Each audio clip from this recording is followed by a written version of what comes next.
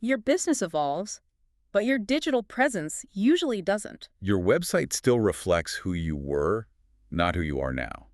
Your platforms tell different stories, and over time, that gap grows. At first, nothing breaks. But slowly, clarity disappears, trust weakens, opportunities slip through. Not because of one mistake. But because of quiet, continuous drift. This isn't a redesign problem. And it's not something you fix once and forget. It's a stewardship problem. In this episode, we break down why digital presence falls out of alignment. And how to keep it intentional, consistent, and working with you long term. So let's look at what actually happens the moment a new website goes live. Because launch day is usually, treated as the finish line. Right, everyone celebrates. Exactly. The site looks pristine, the copy is sharp, and it perfectly encapsulates what the company is doing on that exact day. But then Monday morning rolls around, and the business itself doesn't stop. No, of course not. The business is like a living entity. You're out there talking to clients, you're getting market feedback, and refining your services. Yeah. Maybe you realize a specific offering just isn't profitable, so you drop it. Or your team expands and you start targeting, enterprise clients instead of small startups. Your real-world positioning is sharpening every single week. But the website? The Yeah. website stays frozen in amber on that launch day. And what's fascinating here is that the damage this causes isn't explosive at all. It's not like the site crashes. Right. It's entirely erosive. It's the silent drift that costs you the most because you don't even realize it's happening. Okay, let's unpack the silent drift because it creates a really specific type of cognitive dissonance for the buyer. It's like leaving a picture of yourself from a decade ago as your professional headshot. Oh, that's a great way to put it. Right. People are going to be confused when they meet the real you. Let's say you run a B2B consulting firm. In 2024, you launched your site pitching general management consulting. But by 2026, you've pivoted entirely to executive leadership coaching. A potential client meets you at a conference, loves your insights on executive coaching, and goes to your website to learn more. And what do they find? A website talking about general management consulting. Exactly. The prospect immediately experiences friction. They think, wait, is this the same person I just talked to? Do they actually specialize in executive coaching? Or is that just like a side hobby? Yeah. They walk into a meeting expecting one version of you, and they get an entirely different one. That cognitive dissonance just destroys momentum. What you confidently declared 2 years ago just isn't what you offer today. And this drift leads to three very distinct compounding types of damage. First, lost clarity. Lost clarity. Yeah. When visitors arrive, they can't quickly understand what you do or who it's for because the messaging is this mishmash of your past and your present. Right. Second, lower trust.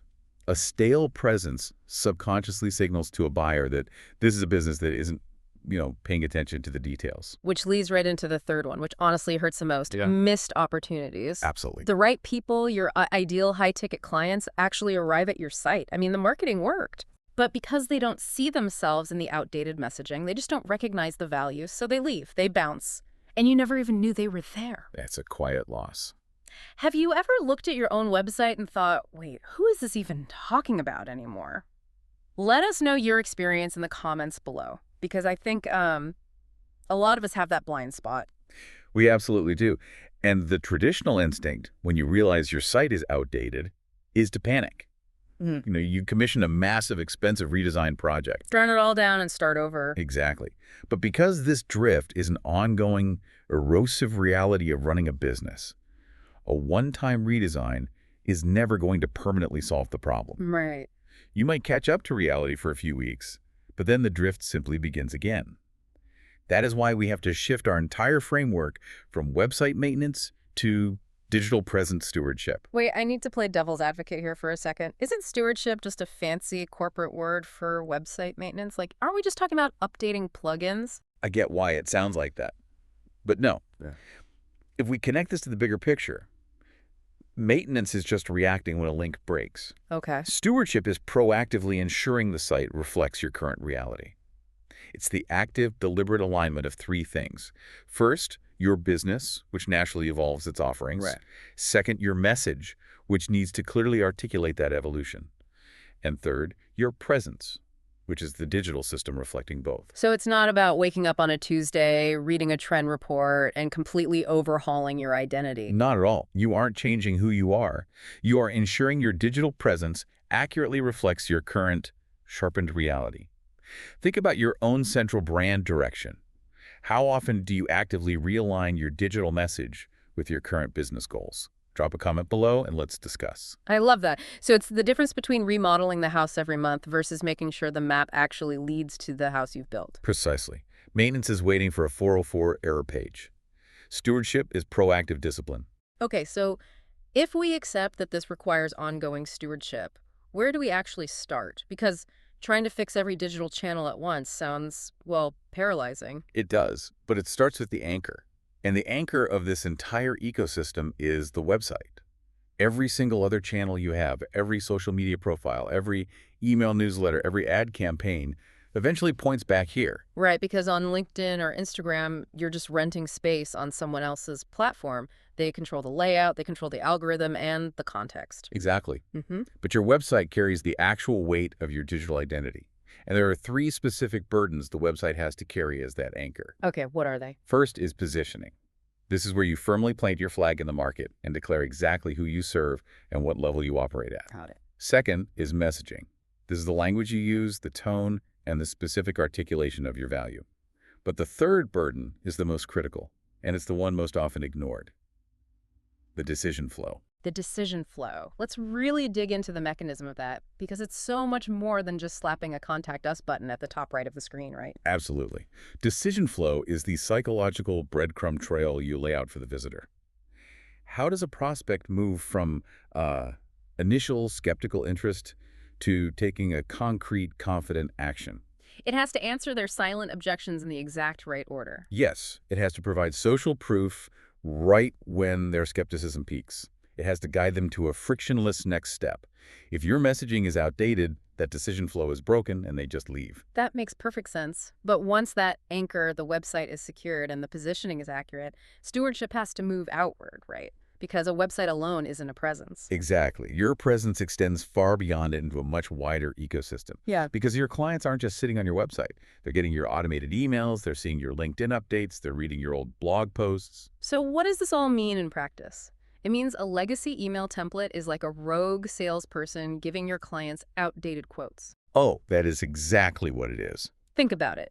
If your website is fully updated with your new premium positioning, like you're targeting high-end enterprise clients, but your automated welcome email still has the branding and cheap entry-level offers from your startup days, you are actively confusing your prospects. Exactly.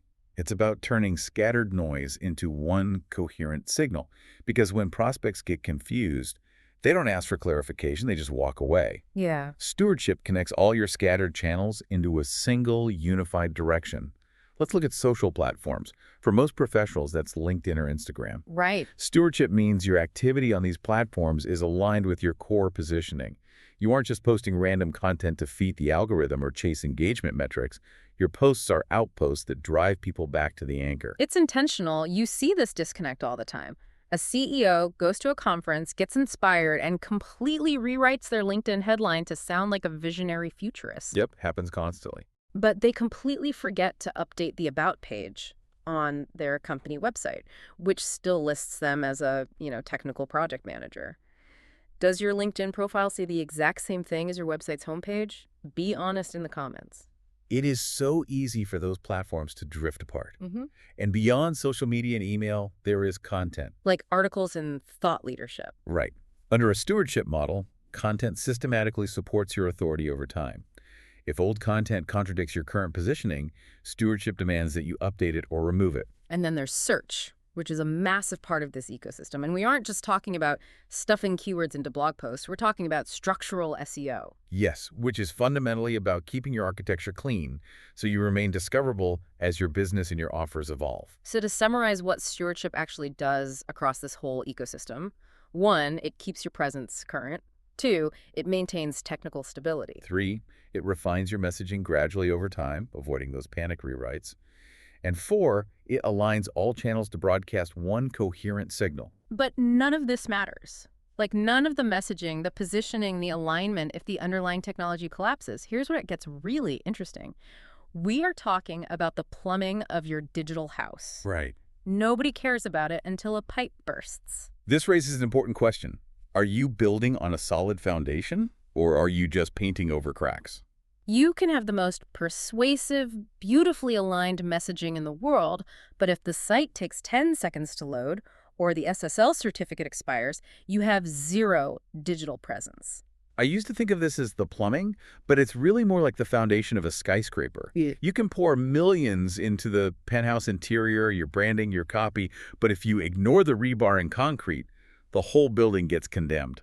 Security and stability are fundamentally invisible when they are handled well, but incredibly costly when ignored. Oh, yeah. Stewardship means these fundamentals are managed consistently. We are talking about systematic updates and patches for your core software. It's not just randomly clicking update all when you happen to log in once a quarter. No, it's a systematic approach. It's also about monitoring, uptime tracking, threat detection running silently, having backup stored off-site, and security layers actively filtering traffic. And performance and visibility fall right into this structural category, too.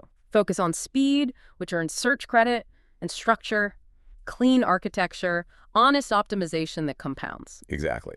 Before we talk about how this all evolves and moves into the future with your business, we want to remind you, if you're finding this breakdown helpful, make sure to subscribe to our YouTube NC Web Dev channel to not miss all the new stuff coming out. So, assuming we have all of this in place, your technical foundation is solid as concrete. Your website anchor accurately reflects your positioning. How do we handle tomorrow? Because your business is going to keep changing. It's a continuous loop, right? Yeah. The business evolves, so stewardship has to respond. Let's break down the cycle. Sure. Step 1, the business evolves. You develop new offers. Step 2, stewardship responds. You don't wait 2 years to update the site. The messaging is actively updated. Step 3, the presence reflects reality. Every channel shows exactly where you are today. What's fascinating here is understanding the deep psychology of trust and how quickly it erodes when this cycle breaks down. Yeah, tell me more about that. Cross-channel consistency is ultimately a trust-building discipline. Human brains are essentially highly evolved pattern-matching machines. We rely on patterns to assess safety and reliability. Okay, so how does that translate to someone looking at a website? When a potential client reads an insightful, high-level post you wrote on LinkedIn, they establish a pattern. This person is a high-end expert. Okay. But then they click through to your website, and it looks like a budget startup from 2018. The pattern breaks. Then they subscribe to your email, and the tone is completely different. Another broken pattern. And the brain registers these broken patterns as friction. Exactly. Yeah. Subconsciously, it's seen as a threat or a sign of unreliability. A confused mind doesn't buy, and a fragmented presence creates confusion. Right. If every touch point feels like a different business, you are generating fragmented signals. It's not even that the prospect consciously thinks, oh, they are bad at their job. They just feel that friction. Something feels off. And humans avoid cognitive friction whenever possible. If it takes too much mental energy to figure out if you're the right fit, they just close the tab. Have you ever abandoned a purchase or walked away from a service because their social media and website felt completely disconnected? Share your story in the comments. We've all been the consumer in that scenario. I know, I certainly have. It just makes you second guess if they really have their act together. If they can't manage their own digital presence, how are they going to manage my complex project? That is the exact thought process we want to prevent. The final outcome of true digital presence stewardship isn't some dramatic, flashy transformation. The outcome is quiet, consistent clarity.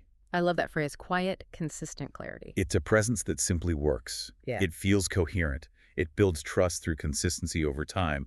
And most importantly, it supports decisions without friction. It's such a relief to hear that because I think people assume that fixing their digital presence means they have to start shouting from the rooftops to get attention. That is a very common misconception. But the sources for this deep dive are very clear about what this stewardship process is not. It is not about high volume. You do not have to post constantly. It is also not about trend chasing. You don't need to react to algorithms. And it's certainly not about manufactured noise, Mm-hmm. creating content just for its own sake. I love that it's not about high volume or trend chasing. You don't have to dance on TikTok if it doesn't align with your business. Exactly. The team at NCWFTFE focuses on an ongoing system without disruption. No urgency required, just clarity. Instead, this approach is entirely deliberate. It is calm. It is driven by your internal direction. And it is built for the long term. It compounds clarity over years. This brings us to the specific framework from NCWF-DAV. Their approach completely abandons the traditional redesign mindset. Right, because projects have end dates. Presence does not. It is an ongoing system. And this is built for leaders who value clarity over noise. People who are actively evolving and feel something is off. That's their philosophy. If something feels off, it usually is. They handle the website, the security, aligning all channels. For long-term clarity, reach out to them when you're ready to realign. So, to summarize this entire journey we've mapped out today, we started with the problem of the launch and leave behind, where a static website drifts away from an evolving business. We redefine the solution as ongoing stewardship that uses the website as an anchor. We explore how that coherence has to extend outward to every single touch point. We looked at the invisible pillars of security and structural SEO. And finally, we saw how embracing this deliberate calm system creates quiet, consistent clarity. Think of it this way. If your digital presence was a living, breathing employee, would you promote them for clearly representing your vision today, or would you have to let them go for constantly giving your clients outdated information? Let us know your answer to that in the comments below. See you next time.